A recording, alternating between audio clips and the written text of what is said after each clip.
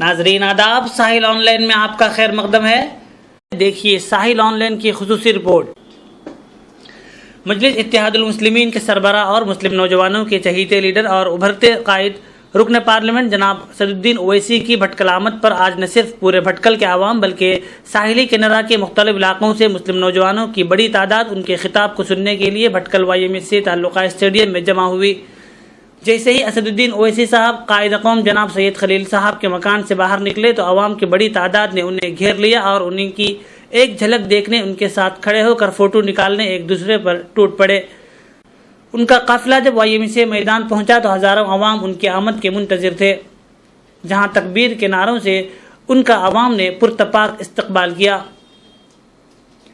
مجلس اصلاح و تنظیم کے 100 سالہ جشن کے آخری دن کی تقریب میں مہمان خصوصی کے طور پر خطاب کرتے ہوئے اسد الدین اویسی نے ملک کے مسلمانوں کو آواز دی کہ وہ ہرگز نہ گھبرائیں اور اس جمہوری ملک کی سیاست میں بڑھ چڑھ کر حصہ لیں۔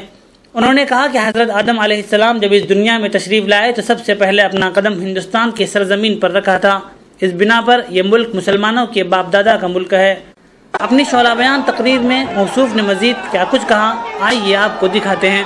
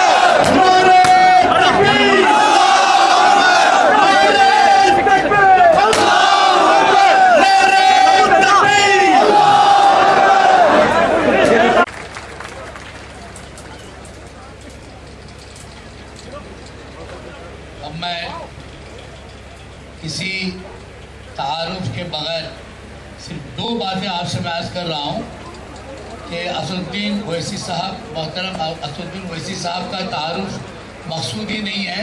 میں اسد الدین اویسی صاحب کی بھی توجہ چاہوں گا کہ ہم بھٹکل سے لے کر گیر سپا تک اور سرسی تک اور یہاں کنداپور سے لے کر آپ اڑپی ملپے پھر واپس شیرول تک ہم پہنچے، تقریباً 80 یعنی 82 ہم اسپاٹس پر پہنچے۔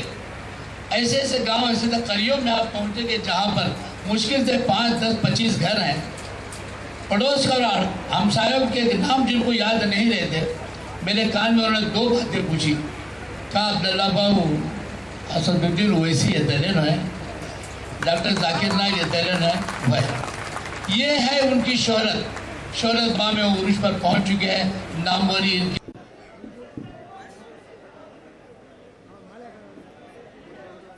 اعوذ باللہ من الشیطان الرجیم، بسم اللہ الرحمن الرحیم، السلام علیکم ورحمۃ اللہ وبرکاتہ۔ شہ نشین بتشریف فرما جناب سید خلیل الرحمان صاحب، جناب مزمل قاضی صاحب، جناب ملا محمد اقبال صاحب، جناب محی الدین الطاف صاحب، عہدیداران تنظیم، سابق عہدیداران تنظیم، معزز علماء کرام اور شہ نشین بتشریف فرما برادرم قاسم رسول الیاس صاحب، صدر ویلفیئر پارٹی آف انڈیا، عزیزان ملت، یہ اللہ کا بہت بڑا کرم ہے کہ اللہ سبحانہ و تعالیٰ نے مجھے دوبارہ بھٹکل کو آنے کا موقع دیا، اور میں دوسری مرتبہ بھی آیا تو مجلس اصلاح و تنظیم کی دعوت پر ہی آیا، اور میں یہاں پر خاص طور سے شکریہ ادا کرنا چاہوں گا ہمارے بزرگ، ہمارے قائد جناب خلیل الرحمان صاحب کا، جو میں ان کی بہت عزت کرتا ہوں اور ان سے صرف اللہ کے لیے محبت بھی کرتا ہوں. اور خلیل صاحب یقیناً بھٹکل کی عوام کے لیے اللہ کی طرف سے ایک بہت بڑی نعمت ہے، اور میں اللہ سے دعا کرتا ہوں کہ اللہ سبحانہ و تعالیٰ نہ صرف خلیل صاحب کو بلکہ اس مجلس اصلاح و تنظیم کے ذمہ داروں کو اللہ اپنے حفظ و امان میں رکھے، اللہ ان کو صحت دے اور ہر ان کی مشکلات کو اللہ سبحانہ و تعالیٰ اس میں آسانی پیدا کر دے. یہ بڑی خوشی کی بات ہے کہ مجلس اصلاح و تنظیم اپنے 100 سال کی تکمیل پر ایک عظیم الشان فنکشن کا انعقاد عمل میں لایا گیا، اور یقیناً اس طرح کے فنکشنز کو کرنا بہت ضروری ہے کیونکہ آنے والی نسل کو معلوم ہو سکے کہ ان بزرگوں نے کیسے پرآشوب دور میں، کیسے نامصائب حالات میں بھی قوم اور ملت کی نہ صرف ترجمانی کی بلکہ ان کی خدمت کی. اور یہ مجلس اصلاح و تنظیم اپنی خدمت کا ایک عظیم ریکارڈ رکھتی ہے، چاہے بھٹکل کے غریب عوام کو تعلیم یافتہ بنانے کے لیے ان کو اسکالرشپ دینا، یا پھر سیاسی محاذ پر ان کی رہنمائی کرنا، اور ساتھ ہی ساتھ ایک مالی امداد کمیٹی، خانوں امداد کمیٹی، تصفیہ کمیٹی، میڈیا واچ کمیٹی اور تعلیمی و ثقافتی کمیٹی کا قیام عمل میں لانا، یعنی بھٹکل کے ہر شعبے جات میں، ہر فیلڈ میں یہاں کے عوام کی رہبری کرنا، نمائندگی کرنا ایک بہت بڑا کام ہے. اور خاص طور سے مجلس اصلاح و تنظیم نے جہاں کہیں بھی مسلمانوں کو پریشانی ہوئی، چاہے آسام میں 3 لاکھ مسلمانوں کو بے گھر کر دیا گیا تو آپ کی تنظیم سب سے پہلے آگے آئی. کشمیر میں سیلاب آیا تو الحمدللہ پہلے آپ لوگوں نے اپنی طرف سے امداد اور مدد کی. ایسی کئی مثالیں میں پیش کر سکتا ہوں، دے سکتا ہوں. ہم تو صرف اللہ سے دعا کرتے ہیں کہ اللہ سبحانہ و تعالیٰ اس طرح کے امدادی اور فلاحی کام میں اللہ آپ کو اور موقع دے، تاکہ آپ ہندوستان کے پورے مسلمانوں کے جہاں کہیں اس ریاست میں وہ تکلیف میں اور پریشانی میں ہے، آپ ان کی مدد کریں، ان کی امداد کریں. اور ہم دعا کرتے ہیں، دور سے بیٹھ کر دیکھتے ہیں ان تمام ذمہ دار حضرات کی خدمات کو دیکھ کر ہم کو رشک بھی ہوتا ہے، ایک حوصلہ بھی ملتا ہے، اور ہم کو طریقہ بھی معلوم ہوتا ہے کہ کیسے اگر متحدہ طور پر، اجتماعی طور پر اگر کام ہوگا تو یقیناً اس میں بہت برکت ہو سکتی ہے. دوسری بات جو میں آپ سے کہنا چاہوں گا کہ میں ابھی آ رہا تھا تو راستے میں گاڑی میں ہمارے بھائی نے بتایا کہ یہاں پر پولیس نے ان کو ایک لیٹر دیا ہے کہ اسد الدین اویسی آ رہے ہیں، امن و امان کا خیال رکھو. تو میں، ہمارے بھائی وہاں بیٹھے ہوئے ہیں اینک پہن کے، تو میں ہمارے ایس پی صاحب کو بتانا چاہوں گا کہ میں یہاں پر آیا ہوں، اس لیے آیا ہوں ایس پی صاحب کیونکہ بھٹکل ہندوستان کا ایک اٹوٹ حصہ ہے.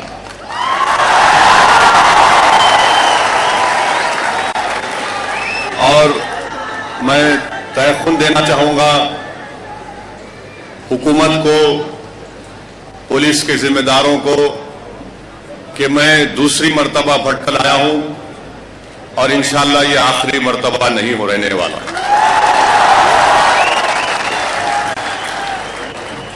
کیونکہ ایک ہندوستانی کا کام یہ ہے، ہندوستان ایک بہت بڑا ملک ہے، اور جب تک ہندوستان کی سیاست میں جو لوگ حصہ لے رہے ہیں وہ پورے ہندوستان کا دورہ نہیں کریں گے تو کیسے ان کو ملک کا یہ پلورلزم، کیسے ان کو ملک کا یہ جو ڈائیورسٹی ہے ان کو کیسے معلوم ہوگا.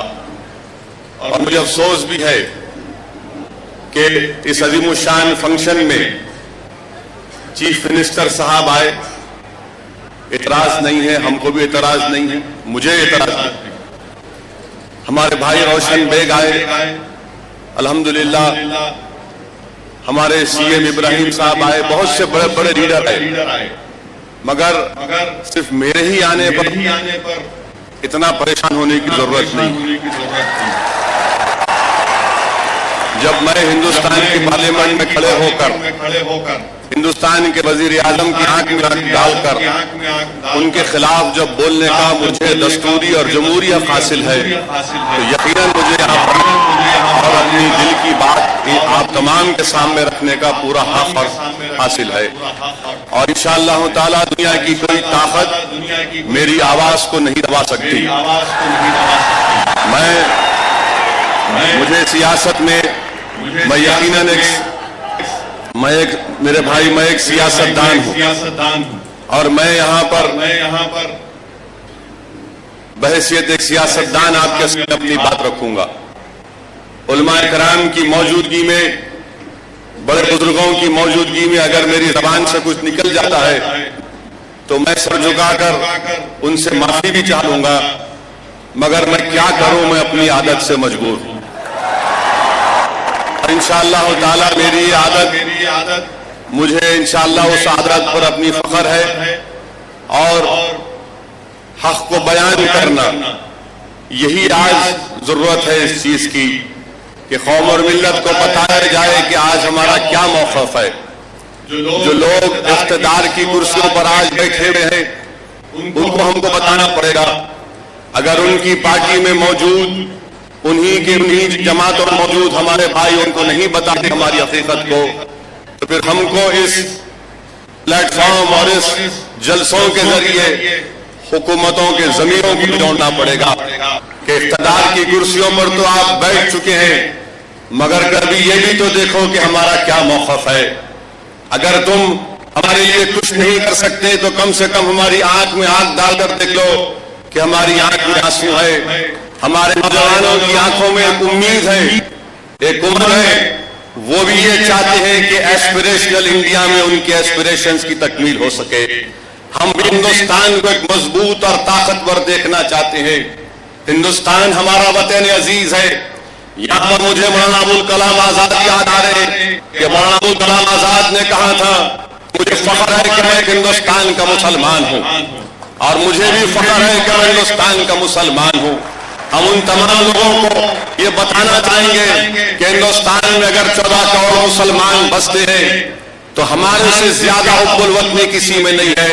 इसलिए नहीं है क्योंकि हम ना सिर्फ इंडियन बाई बर्थ है, बल्कि इंडियन बाई चॉइस भी अगर कोई है तो सिर्फ हिंदुस्तान का मुसलमान है।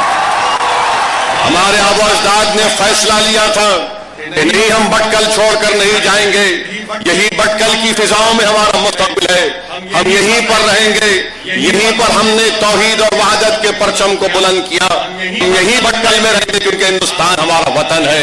हमने मोहम्मद अली जिन्ना के टू नेशन थियरी को ठुकरा दिया और हम हिंदुस्तान में रहते हैं। जो लोग आज हमारी बातों पर एतराज करते हैं, जो असदुद्दीन ओवैसी को परस कहते हैं, मैं उनसे कहना चाहूंगा कि यकीनन तुम जो चाहे इल्जाम लगाओ, मगर मैं तुमको आज दावत फिक्र दे रहा हूं कि हिंदुस्तान का जो दस्तूर बन रहा था, जिसको कॉन्स्टिट्यूएंट असेंबली के डिबेट्स कहते हैं, जाके वॉल्यूम नंबर 7 पढ़ो, जिसमें बाबा साहब अम्बेडकर ने कहा था, जो ड्राफ्टिंग कमेटी के चेयरमैन थे, बाबा साहब अम्बेडकर ने कहा था कि हमारे अराकीन में जो कॉन्स्टिट्यूएंट असेंबली के मेंबर्स हैं उनके सामने बाबा साहब अम्बेडकर ने कहा कि आर्टिकल 30 पर बहुत से लोगों को इतराज है। मैं उनको बताना चाह रहा हूं कि अम्बेडकर के अल्फाज है कि अम्बेडकर ने कहा कि आज हमारे मुसलमान भाई जो हिंदुस्तान में हैं, इन्होंने एक बहुत बड़ा फैसला लिया, और ये फैसला ये लिया कि हम हिंदुस्तान को छोड़कर नहीं जाएंगे, और वो हमारे छोटे भाई हैं, हम उनके बड़े भाई हैं। इसलिए आर्टिकल 30 में उनके तहजीब और उनके तालीमी इदारों का प्रोटेक्शन हम उनको दे रहे हैं। आज यही तय खुद हमको दिया गया था। ये कॉन्स्टिट्यूएंट असेंबली के उस तकारीर को, उस डिबेट को कोई सामने नहीं लाता, मगर मैं दावत फिक्र दे रहा हूं, मैं दावत दे रहा हूं लोगों को जो हम पर तनकीद करते हैं कि आप उठाकर उन कॉन्स्टिट्यूएंट असेंबली के दस्तूरी कानून साज असेंबली के डिबेट्स को पढ़ लो, तमाम हकीकत आपके सामने आ जाएगी। मेरे अजीज दोस्तों, जो हमसे वादा किया गया वो कहां तक पूरा हुआ? मैं आज यहाँ पर मुखालिफिन से कहना चाह रहा हूं कि बैठे खातिर मैं मानता हूं कि हिंदुस्तान का सबसे खराब मैं हूं, सबसे बड़ा फिरका परस मैं हूं। आप तमाम दूध के धुले हैं, आपके जिस्म पर एक भी धब्बा नहीं है, तमाम गुनाह और धब्बे मेरे दामन पर है, मगर एक गुनाहगार, एक खताकार तुमसे सवाल कर रहा है कि मुझे ये तो बता दो कि आखिर हिंदुस्तान में सबसे ज्यादा गरीब मुसलमान क्यों है? आखिर हिंदुस्तान में सबसे ज्यादा गरीब मुसलमान क्यों है? ये मेरे अल्फाज नहीं है मेरे अजीज दोस्तों, ये मेरे फिगर नहीं है, ये उन लोगों के फिगर है जो हिंदुस्तान के वजीर आजम को एक बहुत बड़ा मसीहा समझते हैं। मैं आपके सामने रख रहा हूं कि गुजरात में गुर्बत कितनी है मुसलमानों की। गुजरात में 42.4% मुसलमान पॉवर्टी में। कौन जिम्मेदार है? मैं जिम्मेदार हूं, आप जिम्मेदार हैं, हुकूमत तो आप कर रहे हैं। क्या बिहार में 55% के करीब मुसलमान पॉवर्टी में? कौन जिम्मेदार है इसका?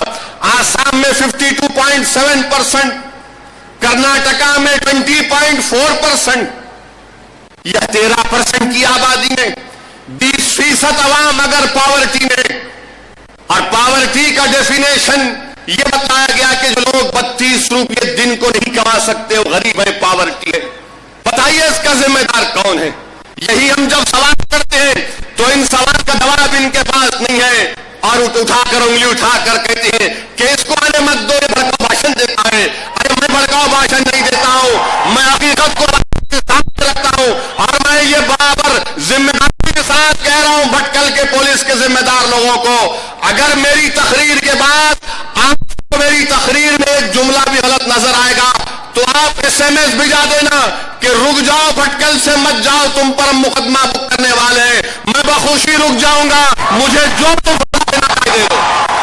मगर इन सवालों का जवाब कौन देगा? इन सवालों का जवाब कौन देगा? मेरे अजीज नौजवानों, मैं तुमसे कह रहा हूं कि अगर तुमको इन सवाल का जवाब देना है तो जमहूरी तौर पर हमको देना है, नारों के जरिए नहीं, जज्बात के बगैर नहीं, बल्कि अमली सियासत में हिस्सा लेकर। अरे 65 साल हमने इनकी गुलामी की, 65 साल सेकुलरिज्म की पूरी का उल्टा किया। आप नौजवानों, ये सेकुलरिज्म का बोझ हम अकेले नहीं उठाएंगे, ये सेकुलरिज्म का बोझ हिंदुस्तान का हक उठाएगा। 65 साल से अगर कोई बोझ उठा रहा है तो मैं उठा रहा हूं, मैं थकता हूं बोझ को उठाते उठाते, क्योंकि तुमने मुझे मजदूर बना दिया और तुम मालिक बन गए। अब मैं मालिक बनना चाह रहा हूं, तुम भी मजदूरी करो, सकते तो देख लो, तुम हमारी मजदूरी और मेहनत का अंदाजा होगा कि कैसे दौर से हमने, किन हालात में हमने मुकाबला किया, मगर कभी भी हमने वतन के खिलाफ एक बात नहीं की। हिंदुस्तान हमारा वतन है, वतन से हमारा कभी झगड़ा नहीं था। इख्तिदार की कुर्सियों पर बैठने वालों से हमारे सवालात। आप बताइए, महाराष्ट्र में 75% मुसलमान स्लम में रहते हैं, इसका जिम्मेदार कौन है? मैं अभी खलील साहब को रिपोर्ट बता रहा था, सच्चर कमेटी के बनने के बाद कुंडू कमेटी की रिपोर्ट बनाई गई। कुंडू कमेटी की रिपोर्ट में यह कहा गया कि सबसे ज्यादा जिन लोगों के घर में पीने की पानी की लाइन नहीं है, घर के अंदर बाहर नहीं है, 2 किलोमीटर के दूर अगर कोई पानी जिसको नहीं मिलता तो मुसलमान है। हमको पीने का पानी आप मुहैया नहीं कर सकते। बताइए, इख्तिदार की कुर्सियों पर बैठने वाले, क्या यही तुम्हारा इंसाफ है? हम इस नाइंसाफी का खात्मा करना चाहते हैं। हम चाहते हैं कि हमारे बच्चे पढ़े। 10 साल मरकज में डॉक्टर मनमोहन सिंह की हुकूमत रही। मुझे ये बात कहते हुए कोई, मैं अपने आप को रोकना नहीं चाहूंगा, यकीनन तारीख हिंदुस्तान में अगर किसी वजीर आजम ने मुसलमानों के ताल्लुक से अगर कोई काम करना शुरू किया तो डॉक्टर मनमोहन सिंह थे। मगर 2009 के बाद डॉक्टर मनमोहन सिंह का रवैया बदल गया, मगर उन्होंने कुछ काम करना शुरू किया था। मगर आप बताइए, आज उसके बाद क्या हुआ?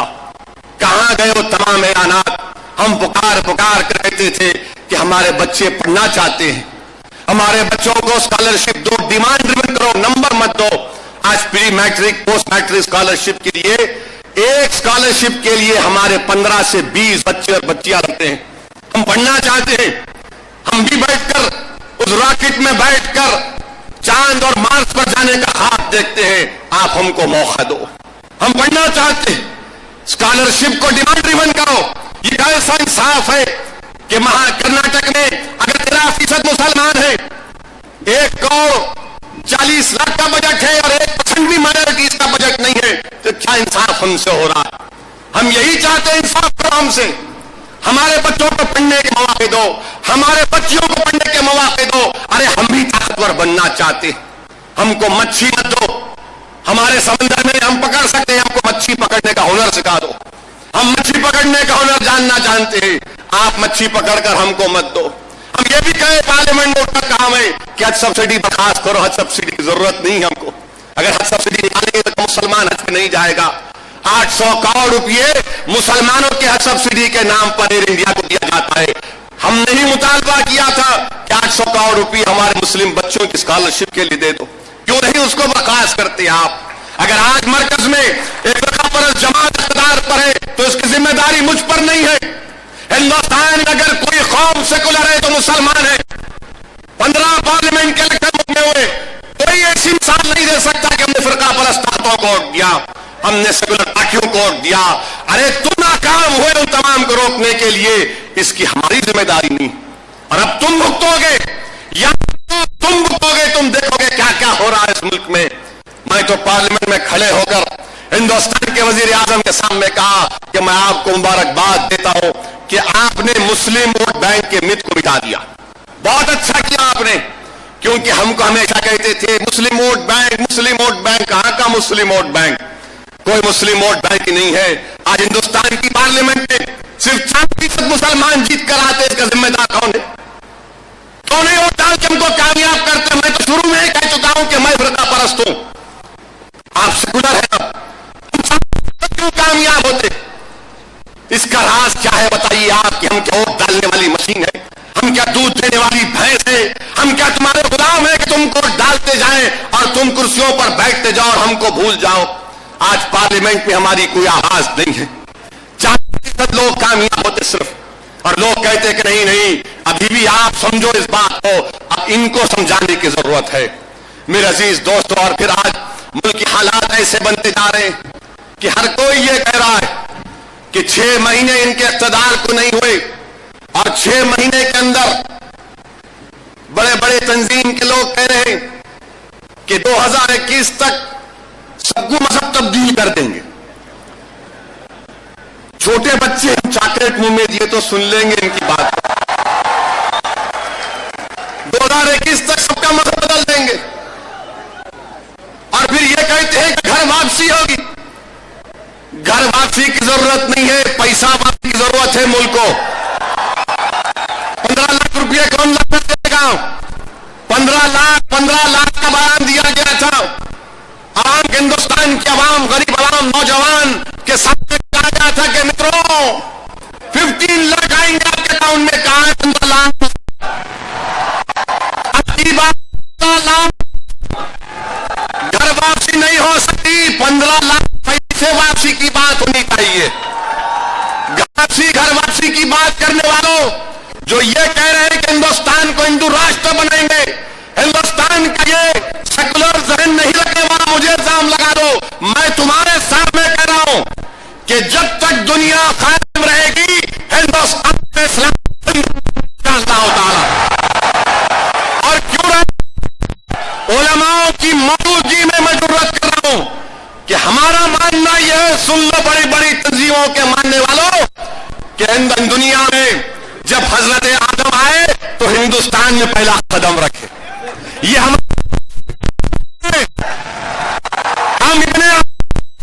ये हमारे जमीन है, और ये वो जमीन है जिसके रसूल सल्लल्लाहु अलैहि वसल्लम ने 1400 साल पहले इरशाद फरमाया कि मुझे जमीन से ठंडी हवा आती है।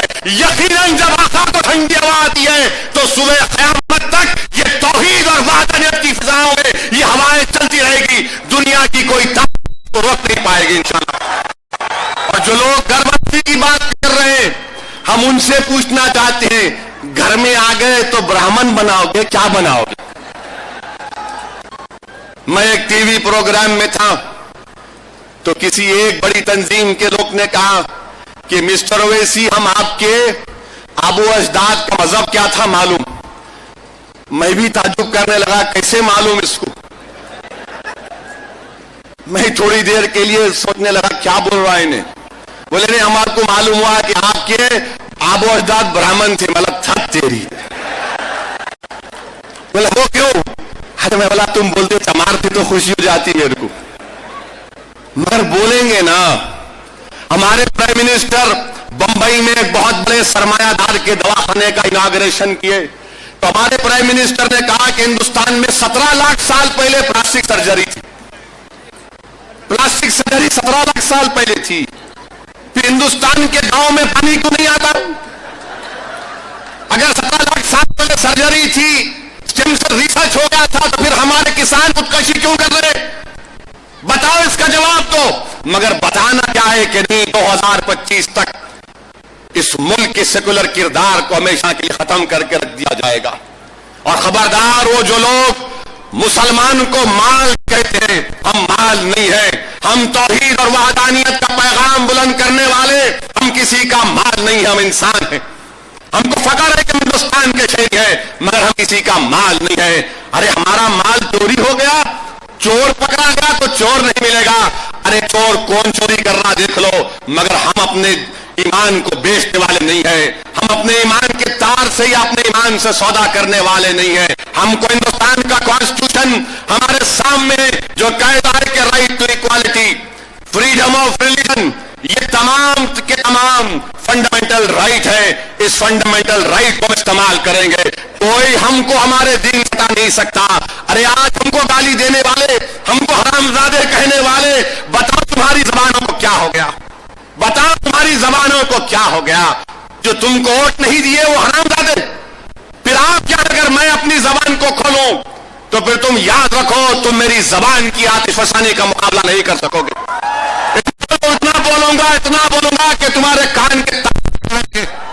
مگر کیونکہ یہ علماء کی موجودگی میں کوئی ایسی بات نہیں کرنا چاہ رہا ہوں. بڑے بزرگ ہیں، خلیل صاحب بیٹھے ہوئے ہیں. بعد میں خلیل صاحب میرے کو یہ نہیں پوچھنا کہ اسد الدین واٹ ڈیڈ یو سے. میں ذمہ داروں کی موجودگی میں اپنے آپ کو روک کر بڑی ذمہ داری کے ساتھ کہہ رہا ہوں کہ ہمارے وزیر اعظم کو روکنا چاہیے. پورے لوگوں کو آپ 100% راشٹر بنا دیں گے، کہاں بنائیں گے؟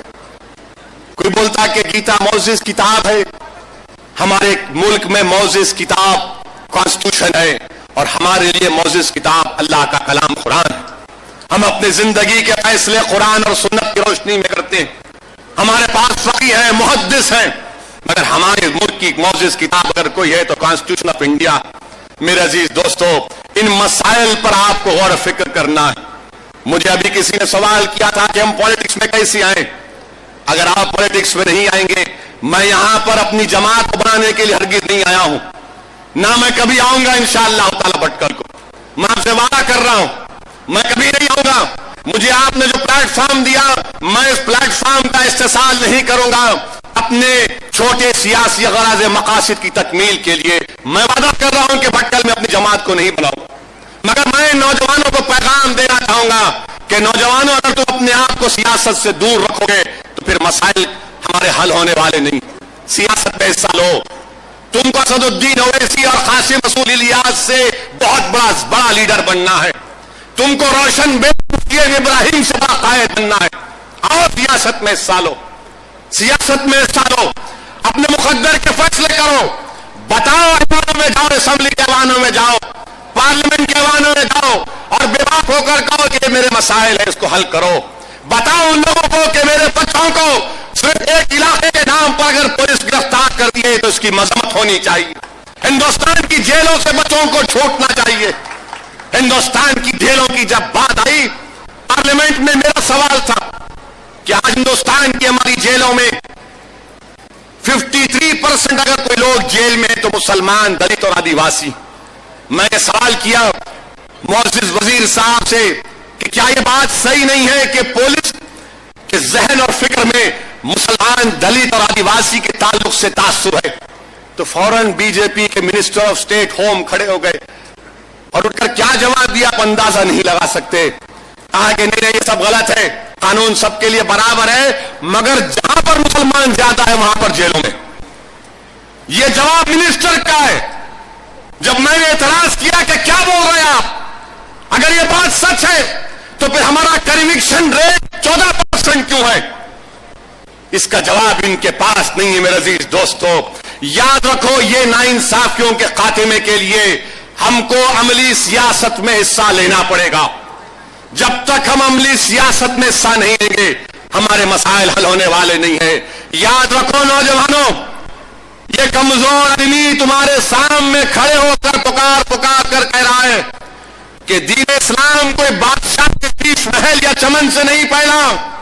دین اسلام اگر پھیلا ہے نوجوانوں تو بدر حنین سے پھیلا ہے. دین اسلام اگر پھیلا ہے تو کربلا کی سرزمین سے پھیلا ہے. یاد رکھو نوجوانوں, اس درخت اسلام کی جڑوں میں فاروق اعظم کا خون ہے, عثمان غنی کا خون ہے, حضرت علی کا خون ہے, اہل بیت کا خون ہے, علماء کا خون ہے. تب جا کے درخت آپ اور طاقتور بنا. نوجوانوں آگے بڑھو, امنی سیاست میں سالو. آج کے اس جلسے میں ہماری معزز ماں اور بہنیں بھی ہیں, میں ان تک اپنی بات پہنچانا چاہوں گا. مجھے یہاں پر ایک واقعہ یاد آ رہا ہے کہ فرعون کے دربار میں ایک کنیز سے کام کرنے والی لکڑی فرعون کی بیٹی کے بال کو کنگا کر رہی تھی. اس کے ہاتھ سے کنگا گر گیا. اس غریب لڑکی نے جھک کر جب کنگا اٹھایا تو کہا کہ میرا رب وہ ہے جو موسیٰ اور ہارون کا رب ہے. تو فرعون کی بیٹی کو غصہ آیا اور اس نے کہا کہ تو میرے باپ کو خدا نہیں مانتی, تو محل میں رہتی ہے جس کی بدولت تجھے کھانے کو کھانا ملتا ہے, پہننے کو کپڑا ملتا ہے, رہنے کو گھر ملتا ہے. تو اس غریب لڑکی نے کہا کہ میں تمہارے پاس نوکر ضرور ہوں مگر میرا رب تمہارا باپ نہیں ہے, میرا رب وہ ہے جو موسیٰ اور ہارون کا. اس لڑکی نے جا کر اپنے باپ سے کہا, فرعون سے کہا کہ دیکھو یہ ہمارے محل میں رہ کر تجھ کو خدا نہیں مانتی. فرعون غرور اور تکبر میں ڈوبا ہوا تھا. اس نے بڑی محفل میں اس غریب لڑکی کو بلایا اور پوچھا, بتا کیا تو نے ایسا کہا کہ میں تیرا رب نہیں ہوں اور تیرا رب موسیٰ اور ہارون کا جو رب ہے وہ تیرا رب ہے؟ اس لڑکی نے کہا کہ ہاں بادشاہ, میں نے یہ کہا کہ تو بادشاہ ہے تو خدا نہیں ہے. اس فرعون نے کہا اس کو اس کے ہاتھوں پر اور اس کے پیروں میں کیل مار دیا جائے. تب بھی اس کی زبان سے ایک ہی لفظ نکل رہا تھا کہ میرا رب موسیٰ اور ہارون کا جو رب ہے وہی میرا رب ہے. اس بادشاہ نے کہا اس غریب عورت کی اس کی چھوٹی بچی کو لے کر آؤ. بچی نے جب دیکھا کہ بادشاہ کے دربار میں اس کی ماں کے ہاتھ اور پیر میں کیلے مار دیے گئے, اس ننھی بچی نے جا کر اپنے ماں کے سینے کو لپیٹ لیا. تو بادشاہ نے کہا بول دے کہ میں تیرا رب ہوں. اس ماں نے کہا کہ اگر میری بچی بھی آج قربان ہو جاتی ہے تو میں تجھے اپنا رب نہیں کہوں گی. بادشاہ نے کہا کہ اس بچی کی گردن کو مار دیا جائے. جب فرعون کے حکم پر اس ماں کے سامنے اس کی بیٹی کو مار دیا گیا تب بھی اس ماں نے پکار کر کہا کہ تو میرا رب نہیں ہے, میرا رب وہ ہے جو موسیٰ اور ہارون کا ہے. بادشاہ نے کہا کہ تیری چمڑی ادھیڑ دوں گا. اس غریب لڑکی نے پکار کر کہا کہ نہیں تو میرا رب نہیں ہے, میرا رب وہ ہے جو موسیٰ اور ہارون کا رب ہے. اور ایسے ہی اس کی جان نکل گئی. بادشاہ غرور و تکبر میں جا کر اپنی بیوی حضرت آسیہ سے کہتا ہے کہ دیکھو آج اس طرح کا واقعہ ہوا. تو وہ پکار کر کہتی ہے کہ تو میرا شوہر ضرور ہو سکتا ہے مگر تو میرا رب نہیں ہے, میرا رب وہ ہے جو موسیٰ اور ہارون کا ہے. بادشاہ نے اپنی بیوی کو بلایا اور کہا کہ آج بھری عدالت میں تجھ سے کہہ رہا ہوں مان لے مجھے میرا رب. اس نیک خاتون نے کہا جس کا ذکر اللہ نے قرآن میں کیا کہ نہیں تو میرا رب نہیں ہے, بولا کہ تیری چمڑی ادھیڑ دوں گا. اس نیک خاتون نے پکار کر کہا کہ نہیں تو میرا رب نہیں ہے اور ان سے ظلم اور زیادتی کی گئی. اور یہ واقعہ میرے عزیز دوستو جب اللہ کے رسول صلی اللہ علیہ وسلم سفر معراج پر جا رہے تھے تو ایک پہاڑ کے پاس رسول اللہ صلی اللہ علیہ وسلم کو خوشبو آئی. حضرت جبرائیل سے پوچھا ہے جبرائیل بتاؤ یہ خوشبو کیسی؟ تو حضرت جبرائیل نے عرض کیا کہ یا رسول اللہ صلی اللہ علیہ وسلم یہ برا واقعہ عرض کیا جو لوگ آج گھر واپسی کی بات کر رہے ہیں ہمارے سامنے ان خاتونوں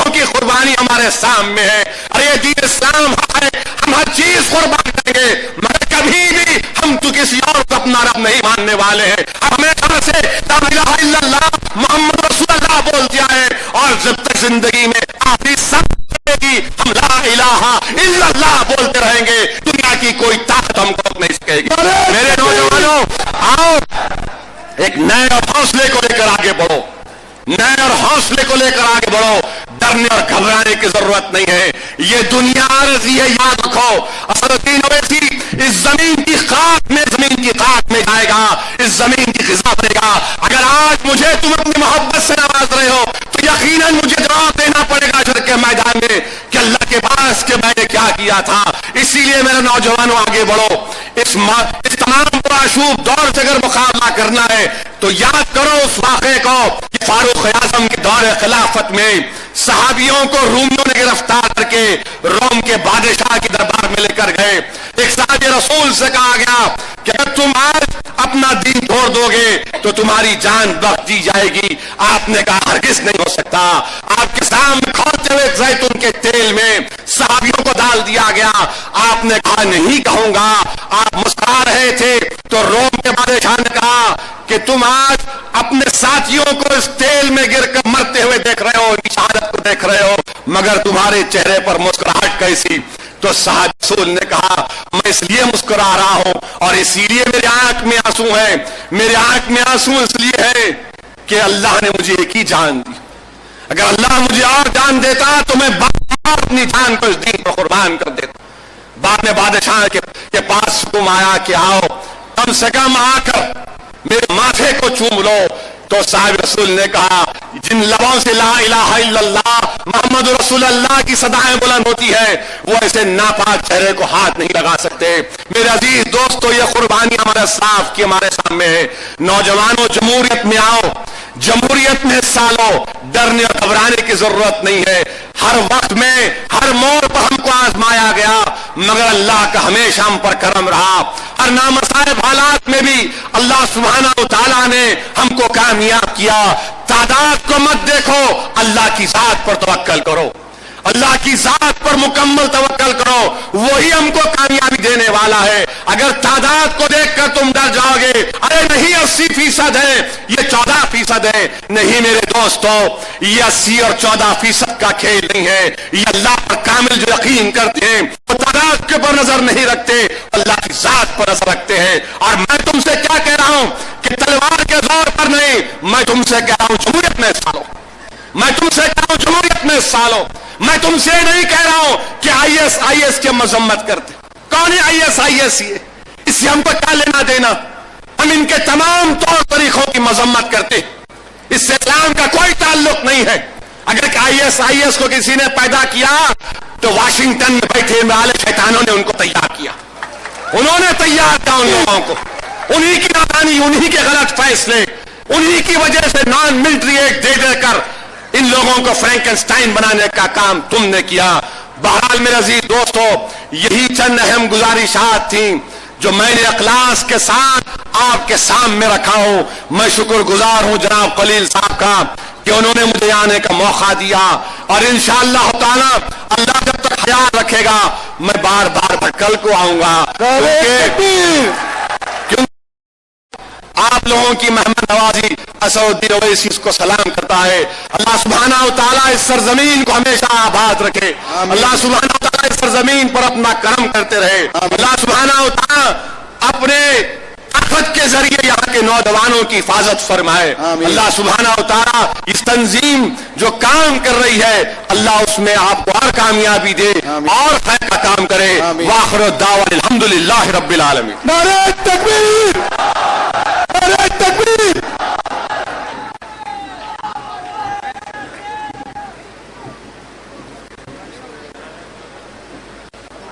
ناظرین اہم خبروں میں فی الحال اتنا ہی. اس کے علاوہ مستند ترین علاقائی خبریں اور اہم ترین مقامی خبروں کے ساتھ ریاستی, ملکی اور بین الاقوامی خبروں سمیت پل پل بدلتے حالات کی جانکاری کے لیے کلک کریں www.sahilonline.net. تب تک کے لیے ہماری پوری ٹیم کو اجازت دیجیے. اللہ حافظ.